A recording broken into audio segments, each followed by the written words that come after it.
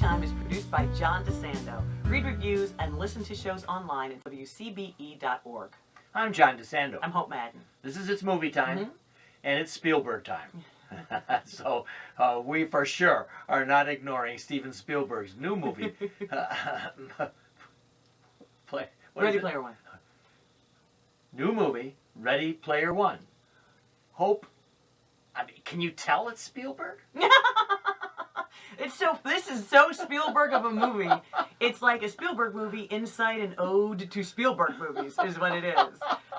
Because it's this gamer fantasy. The film loves video games in the way that the Lego movie loved Legos, which I think is its biggest charm, is that it's authentic to what it is trying to do. Yes. But it also is almost nothing but it's like this thin plot line completely surrounded by 80s pop culture references. That's really all it is. And so who better than Spielberg, right? Just an 80s pop culture fanboy's icon. Ironically, the guy who's responsible for most of the... Absolutely. Well, I mean, right. And I mean, even the core story, which is about a ragtag group of misfit kids who have to shake off the establishment to save the world. I mean, how Spielberg is that?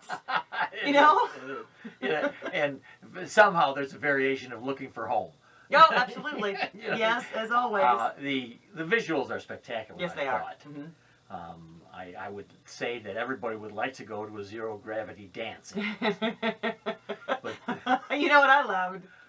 Oh my God, do I want The Shining video game? The Shining, yes. Oh my goodness. Yeah, of all the pop culture references, they give most time to Stephen King's The Shining. There's also a lot of Back to the Future in this movie. Well, that's true. Deal. Zemeckis and other references. Yeah. Oh, King Kong appears. Yeah, and you got a little Jurassic Park. That's right. You have T-Rex in there. Spielberg's own T-Rex in there. You know, it's interesting because he wanted to downplay all of his references. And I think only a few slipped in there. Well, more than maybe a few. Well, you know what? There are you're not going to see E.T., for example. There are not a lot of Spielberg's own films. There are a lot of films that he produced or executive produced. Yes. A lot of them. Right, yeah. Because I think when the book came out, it was considered unmakeable primarily because it is nothing but copyrighted images. It's nothing but copyrighted images. And I think people thought, well, we're never going to be able to get all of, the rights to all of these. But...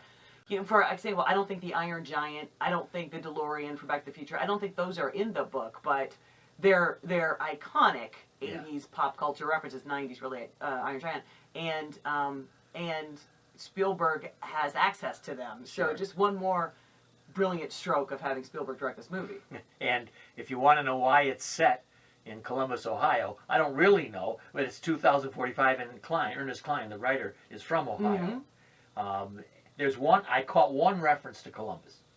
Well, they mention it, a number of times. And place, obviously they didn't even film it. No.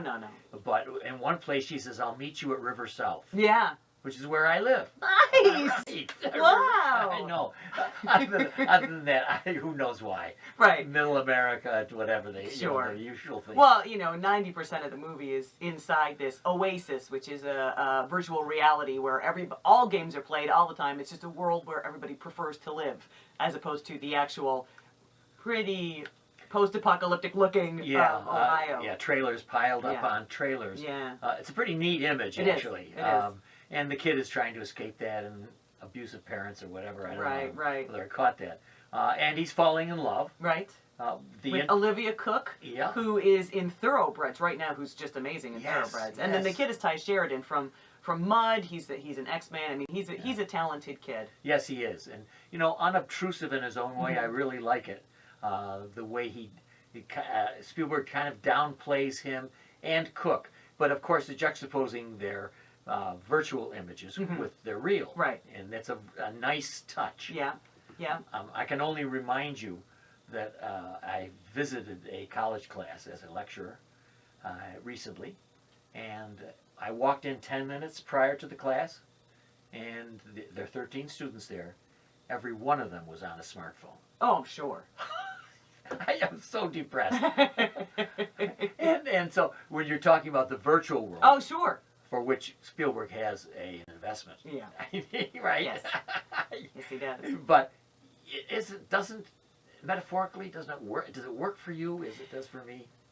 It does. I mean, it does. You know, it speaks to, I think, a future that, you know, the real life future is so grim and horrible that people are more and more compelled to this escapist fantasy. And also, you know, I think you can make a metaphor for just filmmaking as well. A lot of escapist ideas, and so I think that's part of why it's so maybe such a passion project maybe for Spielberg. Although the end, I think, tips its hat toward, you know, like, let's not go overboard. This is Steven Spielberg after all, yeah. and so it ends up in reality. Mm-hmm. We're not spoiling it all by No, saying that it tips in favor of reality, and then it's a nice touch. And it has to do with love, Mm-hmm. and it has to do finding place. Mm-hmm. I don't know, a whole bunch of things that I like very much. I thought in parts of it, maybe the middle part, it was messy for me.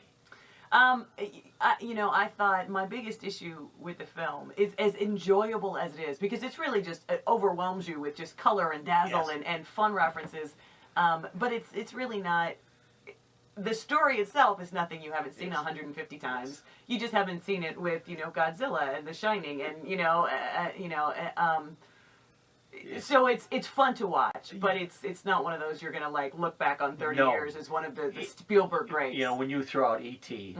or you throw out Raiders of the Lost Ark, Jaws, right, or Close Encounters, Close Encounters, right? Yeah. I mean, these are firmly fixed because among the greatest of all yes, time. and I think that they're substantial, and maybe that's the conclusion I found.